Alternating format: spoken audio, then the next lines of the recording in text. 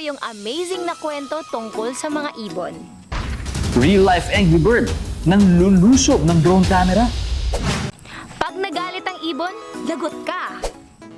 Sa buong kalikasan, napaka-eleganteng tingnan ng mga ibong lumilipad. Simbolo ito ng kalayaan. Kaya naman maraming naiingganyong kuna ng pictures at video ang mga kaibigan nating lumilipad.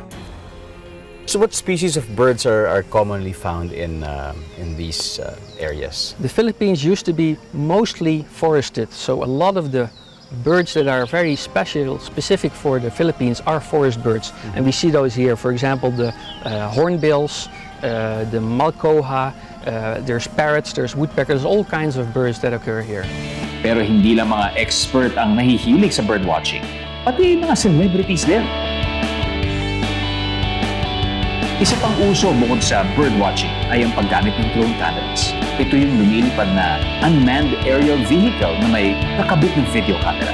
Ang dating mahirap una na ibong lumilipad, pwede nang lapitan ng drone camera. Yun lang, minsan nagkakaproblema. Ayon sa website ng audubon.org, isang grupo na dedicated sa bird protection, may mga ibong teritorya.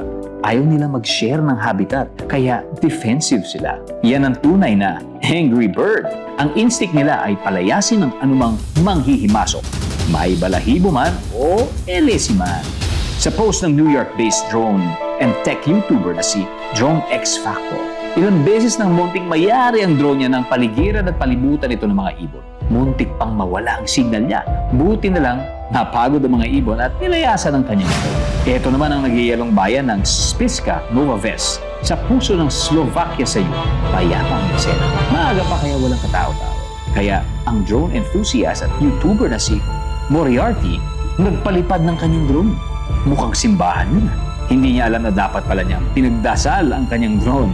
Biglang sumulpot ang mga angry birds at tinira ang kanyang drone. Ayun, bumulusok sa snow. Huwag natin kalimutan na ang himpapawid ay para sa mga nakakalipad.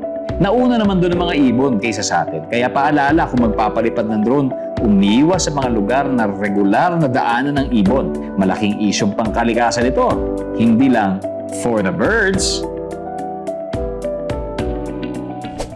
Kaya sa mga kapuso nating on the go, tutukan nyo ang live stream ng ating programa sa official accounts ng GMA Network, pati na rin sa YouTube at Facebook.